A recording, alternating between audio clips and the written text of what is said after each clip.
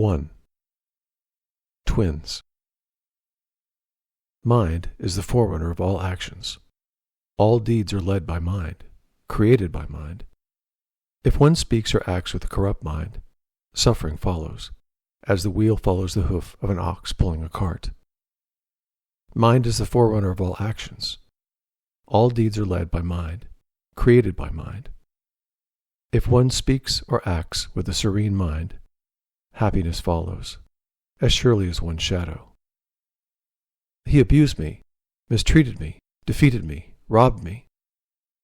Harboring such thoughts keeps hatred alive.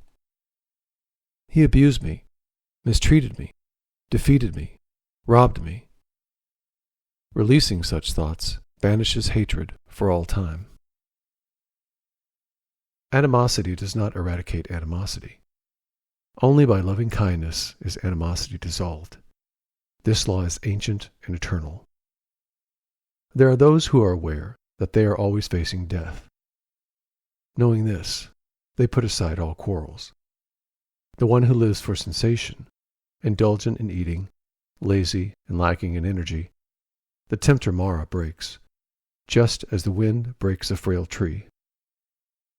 The one who lives mindfully, senses under control, moderate in eating, devout, energetic, cannot be overthrown by Mara, just as the wind cannot shake a rocky mountain.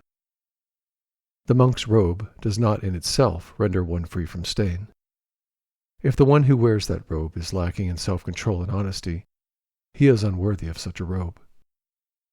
Only one who is free from stain, well-disciplined, honest, and endowed with self-control is worthy of the monk's robe.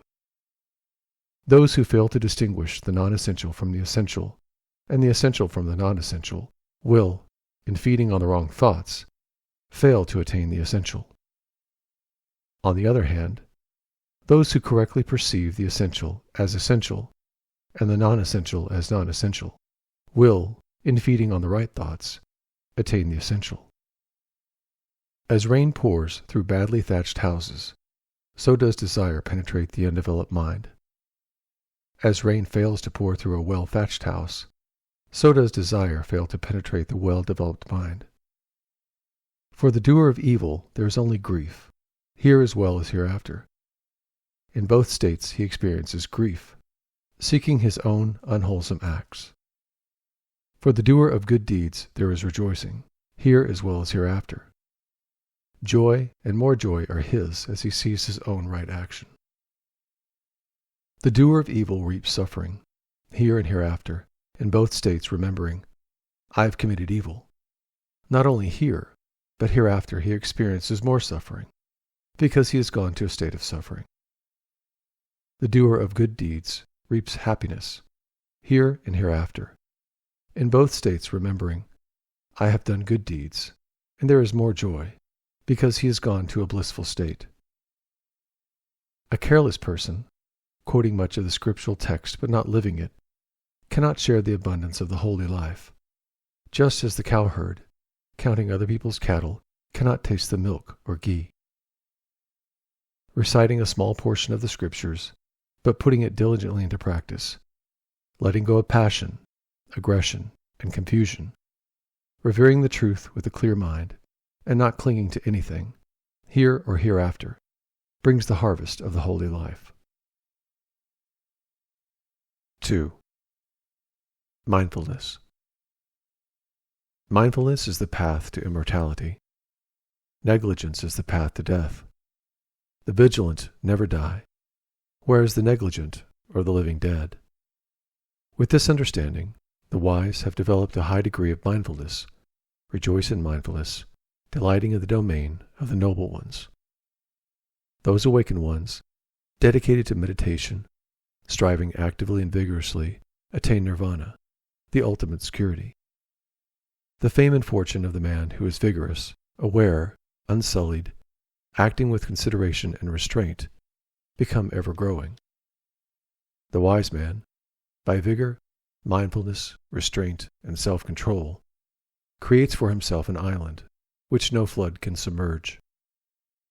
The foolish, the unwise, surrender themselves to negligence, whereas the wise man protects mindfulness as his most valuable possession. Don't lose yourself in negligence. Don't lose yourself in sensuality, for it is the mindful and meditative man who will experience supreme happiness. When the enlightened man frees himself from careless behavior through mindfulness, free of sorrow, he gazes on the sorrowing masses, as one on the mountain top gazes on the plain below. The mindful person among the mindless, the aware person among the unaware, surpasses the rest with his wisdom, like a superb racehorse outstripping an old worn-out horse. By mindfulness did Bhagavat, Lord of two realms, reach the position of authority among gods. So vigilance is ever praised, and negligence ever disdained. A seeker, concentrating on mindfulness, advances like a fire, consuming the chains of bondage, both great and small.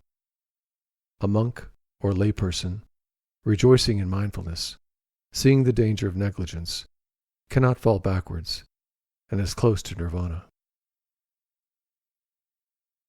3. Mind. Just as an arrowsmith shapes an arrow to perfection with fire, so does the wise man shape his mind, which is fickle, unsteady, vulnerable, and erratic. Like a fish taken from the safety of its watery home and cast upon the dry land, so does this mind flutter, due to the lure of the tempter.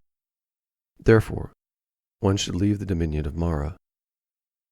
How good it is to reign in the mind, which is unruly, capricious, rushing wherever it pleases.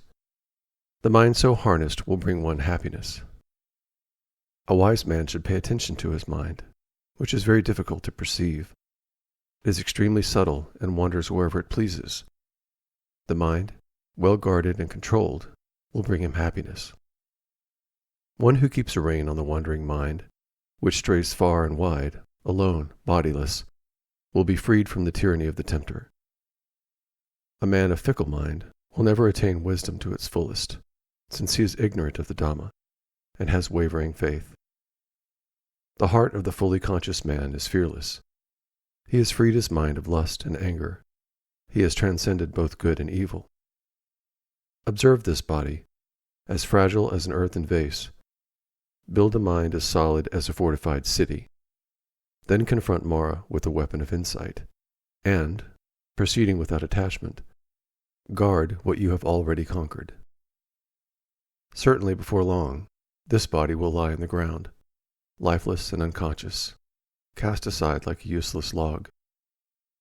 A mind out of control will do more harm than two angry men engaged in combat.